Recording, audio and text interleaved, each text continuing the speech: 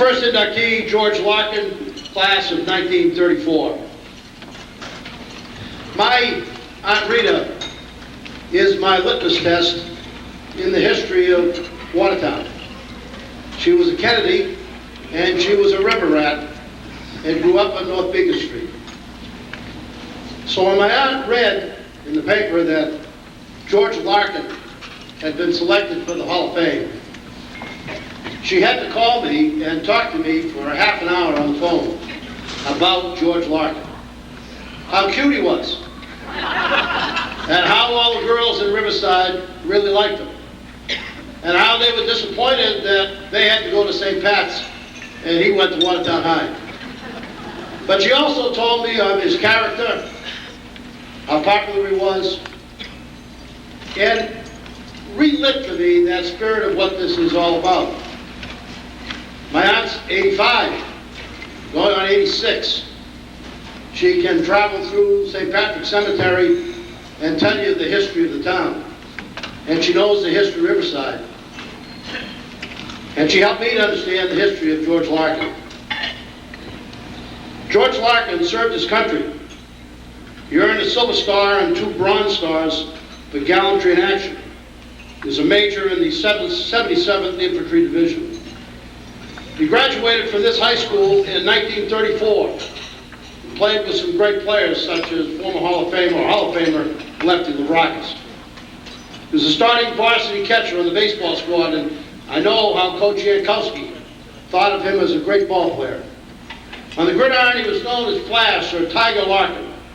He was all Mystic Valley in position of quarterback. In the Belmont game when Watertown won in 1933, 7-2, he scored the winning touchdown and the 2 extra points. He went on to the military academy at West Point, where he played football and baseball, but where it was his ice hockey that he became an All-American, and he had not played ice hockey in high school and really had picked it up on the ponds of Watertown. He graduated in 1940 from West Point, and obviously at that time it is clear what his career direction would be. He fought in the Pacific Theater in some of the bloodiest battles of the war at Guam and Leyte Gulf and at Okinawa. And after the war, he served for 3 years in Germany, later on the island of Quemoy as an advisor to the Republic of China's armed forces.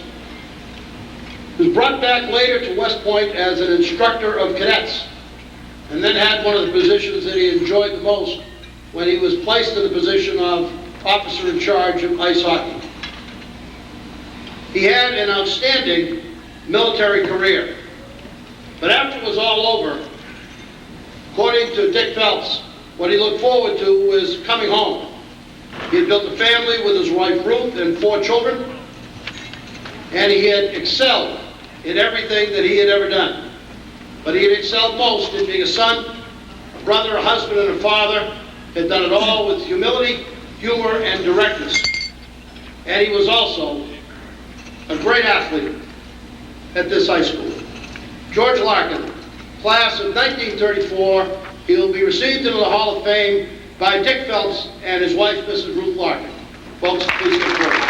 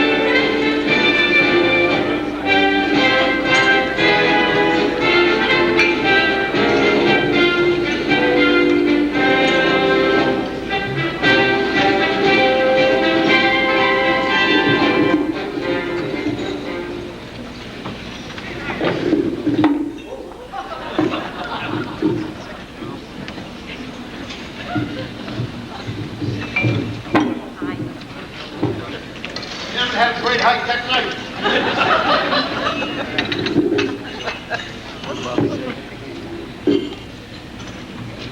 Well, I'm going to say that George said to me at one time, "You're never at a loss for words." But I think tonight I am. me, many years ago, 59 plus, my best friend said, I know this guy from Watertown. You know, he's really in the sport, he's the neatest guy. At that time, I didn't know he was called Tiger. And she said, you really, I can fix you up with days with him. She said, please be nice to him. Well, I was nice for 59 years plus. He lived by a code that I think he learned in Watertown from his family and from the high school he went to and his friends. A code of integrity and commitment. And he had that extra drive, which I think a champion has, that extra plus.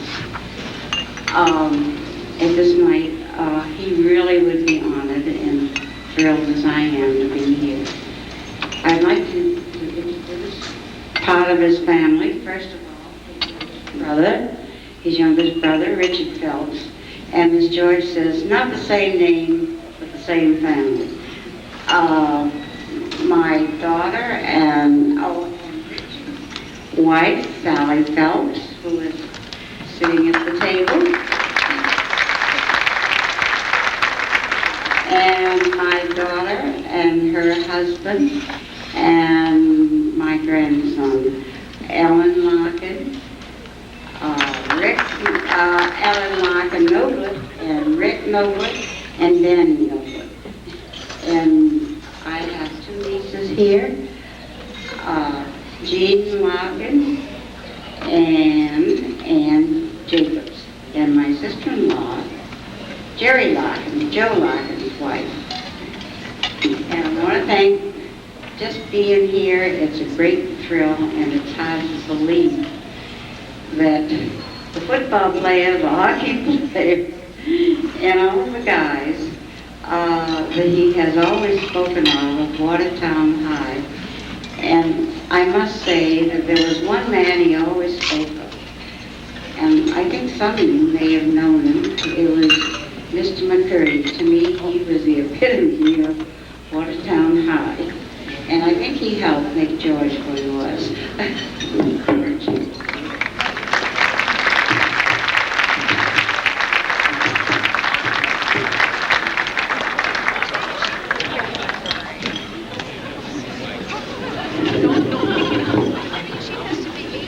Thank you very much, Ruth. Those are very kind words.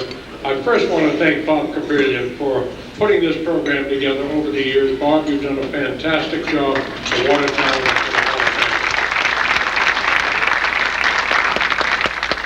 I also would be very remiss if I didn't mention my very good friend Ben Akillian, who was instrumental in collecting all this data about George and getting it into the program. Ben, thank you very much for doing all that.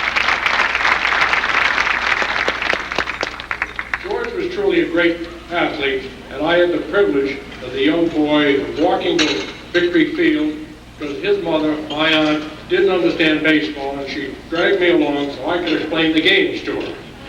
And she finally learned what strikes and balls are all about and runs, but it took a while.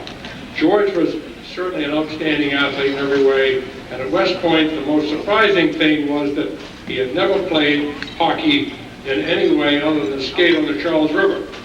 But he was a catcher on the baseball team as a freshman. They called them plebes in those days. And the hockey coach was looking for a goalie.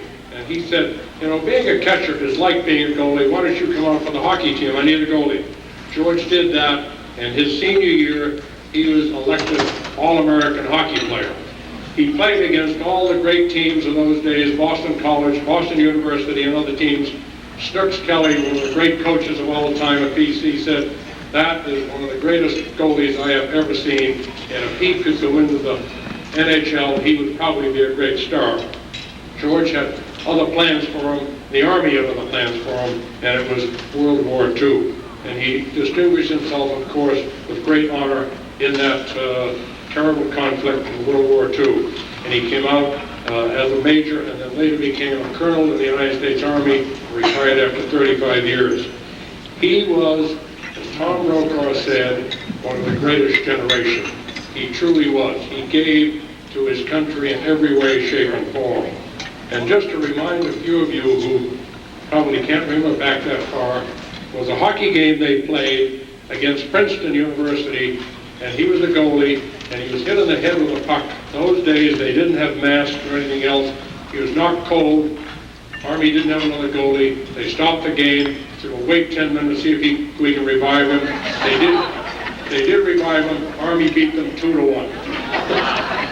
But another one of his great contributions at West Point was they played the Royal Military College of Canada, and they were their big opponents. Of course, in those days, that's where all the great hockey players came from.